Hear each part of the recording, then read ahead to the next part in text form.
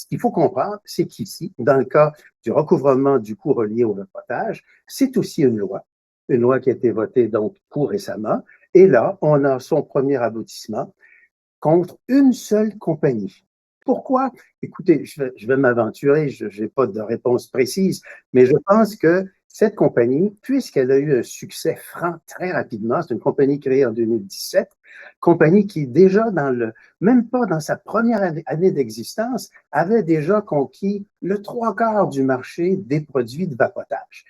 Et aussi intéressant, c'est que dans sa mise en marché, on dit très clairement que les produits fabriqués par les laboratoires Joule sont exclusivement offerts aux fumeurs adultes comme une alternative à la cigarette.